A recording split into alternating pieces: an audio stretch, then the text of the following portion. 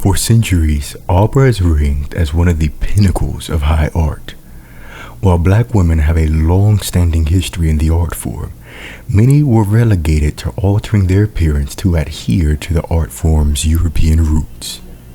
Today, singers such as Raehann Bryce-Davis show that black hair has a place on the stage.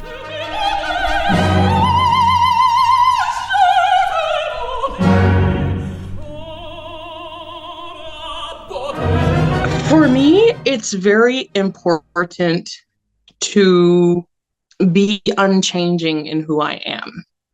And this is the hair that grows out of my head.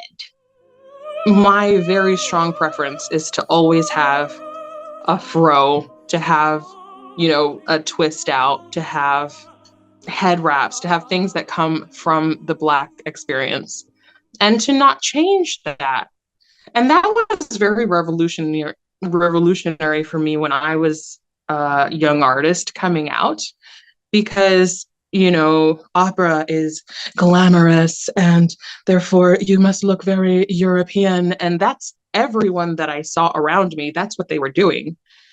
And I said, yes, I am glamorous, I am divalicious with my fro. In the past, renowned singers such as Jesse Norman, Leontine Price, and Shirley Verrett would don traditional black hairstyles such as cornrows, afros, and head wraps during their personal, private performances. Nonetheless, they scarcely wore these hairstyles while on the operatic stage. Singers of the past, they had to bring their own makeup kits. They had to bring their own wigs. And so they had to do all their own presetting. Lord knows that is not my gift. I'm an opera singer. That is what I was trained to do. That is what I am paid to do. I am not paid to do other people's jobs, and so I also make it a point to sit in people's chairs and be like, figure it out. I remember the first job that I ever had in Europe. They had never touched a Black woman's natural hair before, but they brought 4 people from their wig and makeup team, and they did their research. They watched as many videos as they could, and they came and they scheduled an hour with me, and they're like, okay, we're gonna learn how to do this. We're gonna do this. Do you have any ideas? Do you have any preferences? We want you to be comfortable. We want you to feel safe.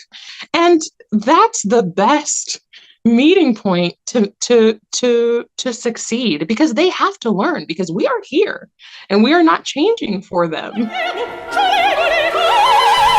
The willingness for opera houses to learn how to style and care for black hair has led to an increase in black women being able to wear their natural hair on the stage. Now, correct me if I'm wrong, but you wore your natural hair in a production, correct? Oh yeah, the I Europeans can't remember love which it. one. I know I've worn it a lot. So most of my career, especially the early stages, were in Europe. Their opera is more often contemporary, and so they shy away from using wigs, which make things seem a bit faker. So I've worn my hair a lot of times on stage.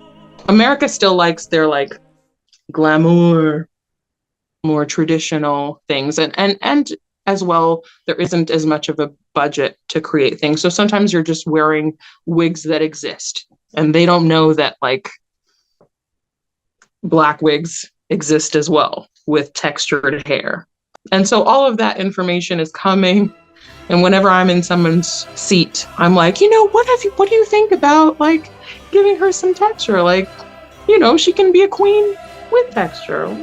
The display of natural hair on the world's biggest stages by black women such as Raehann is truly inspiring.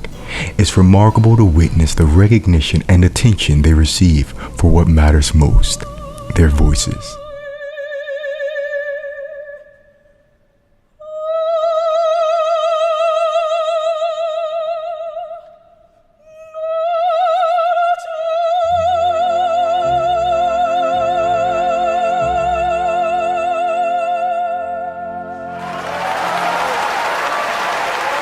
My generation and younger, a lot of us have natural hair. It's funny because people are like, yes, it's so brave. How is it brave to just like sport what comes out of your head? It's what comes out of my head. It's who I am. And it's not changing. This is who we are. We are glamorous, and this is our hair.